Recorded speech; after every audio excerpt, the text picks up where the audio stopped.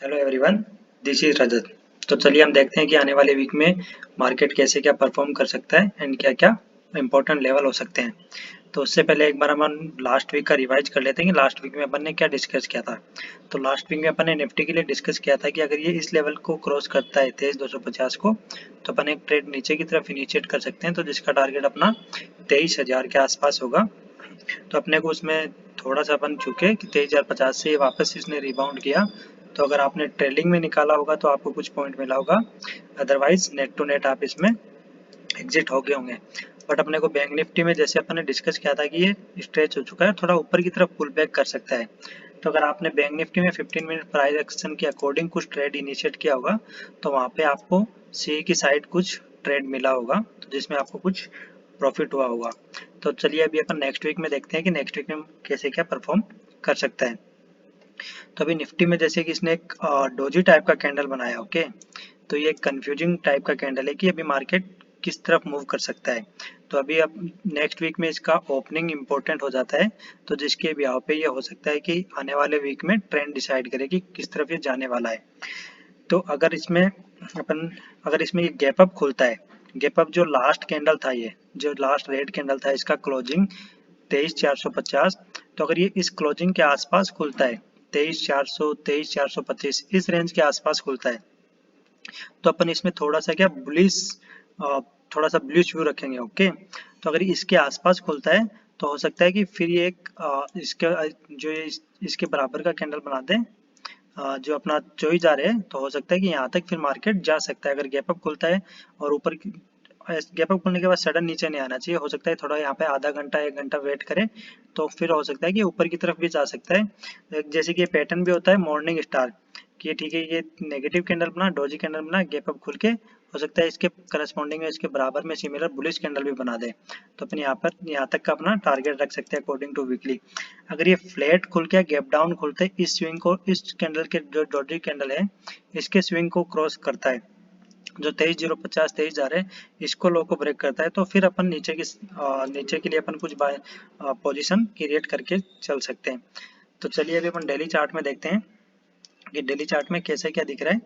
तो daily chart में देखोगे तो ये अभी भी जो बियर अभी भी बियर ही दिख रहा है मार्केट, कहीं कुछ पॉजिटिवनेस नहीं है, क्योंकि यहाँ पे अगर ये प्राइस एक्शन बना रहा है, ओके। तो अगर इस लो को ये ब्रेक करता है, तो हो सकता है कि अपने को एक नया लो भी देखने को अभी मिले, ओके। तो नया लो जो देखने को मिलेगा, तो अपना जो फर्स्ट सपोर्ट आता है, ओके, फर्स्ट सपोर्ट इस स्विंग के आसपास जो 22,800 के आसपास होगी। तो अपन अगर 23,050 23,000 को क्रॉस करता है, तो पहले 200 पॉइंट के लिए यहाँ पे कुछ टारगेट करके चलेंगे 23,800 तक के लिए, छोटा सा स्टॉप लॉस रखेंगे 50 पॉइंट का। तो उसके अकॉर्डिंग अपने डेली चार्ट में अपन इसमें अकॉर्डिंग टू प्राइस एक्शन अपन कुछ ट्रेड इनिशिएट कर सकते हैं। And according to daily chart अभी बियरनेस ही है, कुछ पॉजिटिवनेस साइन इसमें नहीं दिख रहा है। चलिए अपन 15 मिनट में देखते हैं कि 15 मिनट में एग्जैक्ट कहाँ पे क्या प्लान कर सकते हैं। 15 मिनट में अकॉर्डिंग टू 15 मिनट लाइक वो सेम अपन, अगर ये फ्लैट खुलता है या फिर गैप डाउन खुल के आता है, तो अगर इन स्विंग्स के लो को ब्रेक करता है, ओके, जो जब तक इस स्विंग के लो को ब्रेक करता है 23,050, तभी अपन इसमें कुछ ट्रेडिंग तभी तभी अब इसमें कुछ ट्रेड इनिशिएट करने का प्लान करेंगे। तो जिसका टारगेट अपना जो सपोर्ट था पहला 22,800 22,800, तो उसके आसपास रहेगा। और अपना जो स्टॉप लॉस है जो 50 मैक्सिमम 100 पॉइंट, उससे ज़्यादा का स्टॉप लॉस मत रखना, उसके अकॉर्डिंग अपने को 1:2 टारगेट अपना मिल सकता है। अगर यहाँ से ये फ्लैट खुल के ऊपर की तरफ जाता है, तो फ्लैट खुल के अगर ऊपर की तरफ जाता है, तो जो ये टच पॉइंट है, ओके, जो ये रेजिस्टेंस है 23,300, तो इसके ऊपर इसको क्रॉस करने पर ट्रेड प्लान कर सकते हैं 23,300 के ऊपर। तो जिसका टारगेट अपना पहला ये स्विंग रहेगा 23,400 के आसपास। तो इसमें भी आप अगर 23,300 के ऊपर निकलता है, तो 50 पॉइंट का स्टॉप लॉस लगा के 100 पॉइंट के लिए आप इसमें एक स्कैल्पिंग का अपॉर्चुनिटी देख सकते हो। और अगर ये डायरेक्ट गैप अप खुलता है, तो जैसा आपने वीकली चार्ट में डिस्कस किया, डायरेक्ट गैप अप खुलता है डायरेक्ट इस स्विंग के ऊपर ही खुलता है, ओके। तो देखो अभी यहाँ पे 23,200 के आसपास बंद हुआ है, एंड डायरेक्ट 200 पॉइंट ऊपर खुलता है, तो ऐसा नहीं है कि डायरेक्ट कंटिन्यू ऊपर चला जाएगा। ऑलरेडी 200 पॉइंट खुल चुका है, हो सकता है कुछ यहाँ पे 1 घंटा आधा घंटा वेट करें या थोड़ा सा नीचे की तरफ आए। अगर नीचे की तरफ आके फिर इसको क्रॉस करता है, ओके, तो अपन इस स्विंग का लो लेके यहाँ का स्टॉप लॉस लगा के फिर इसमें एक पोजिशनली अपन व्यू कर सकते हैं। तो जिसका टारगेट अपना 24,000 के आसपास हो सकता है, ओके। पर अपन क्या है कि इसमें एक बार जैसे कि अगर आप ट्रेलिंग करते चलोगे, जैसे कि 23,500 के ऊपर निकल गया, 23,700 तक चला गया, तो आपको जो स्टॉप लॉस है कोस्ट टू कोस्ट ले आए, ओके। फिर उसके फर्दर जा रहा है तो आप उसमें फिर प्रॉफिट कर सकते हो।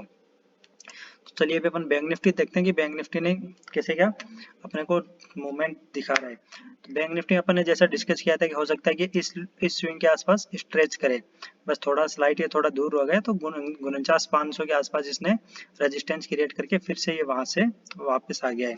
तो अभी ये थोड़ा सा नेगेटिव टाइप का कैंडल है, क्योंकि ये भी नेगेटिव था एंड ये शूटिंग स्टार टाइप का नेगेटिव टाइप का कैंडल है, डोजी टाइप का।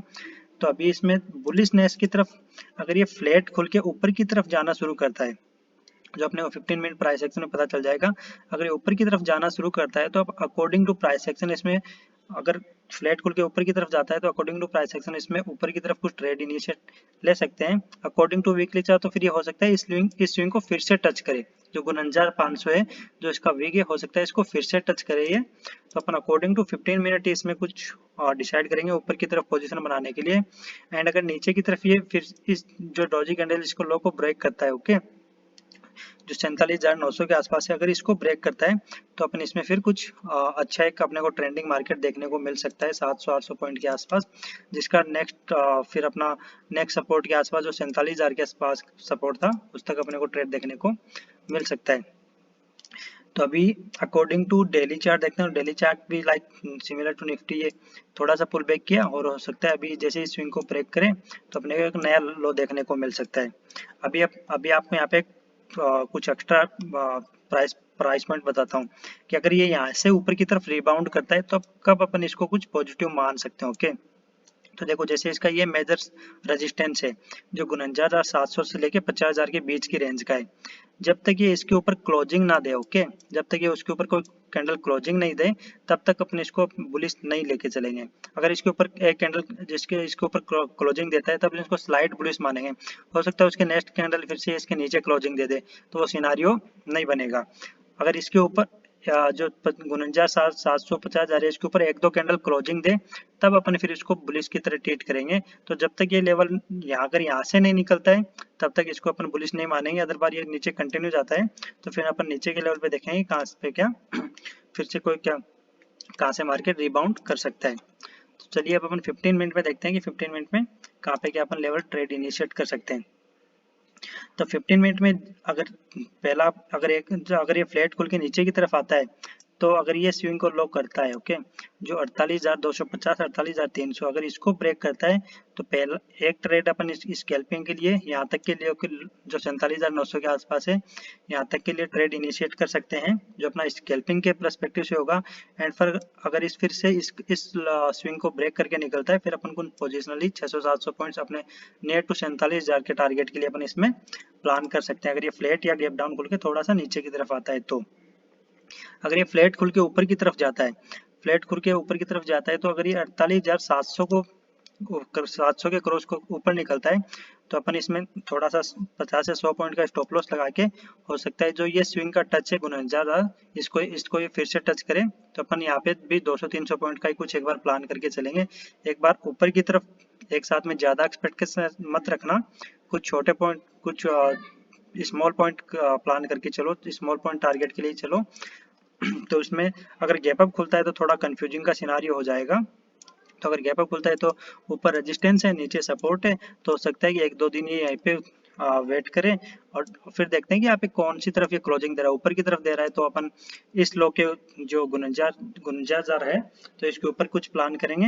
एंड अगर नीचे की तरफ कुछ क्लोजिंग देता है तो फिर अपन उसके अकॉर्डिंग कुछ प्लान करेंगे। तो ओके गाइज, अगर आपको वीडियो अच्छा लगा हो तो इसको लाइक एंड सब्सक्राइब करिए एंड आप कमेंट करके मुझे बता सकते हैं कि आपको प्राइस एक्शन कितना क्या समझ में आ रहा है। Okay guys, thank you so much.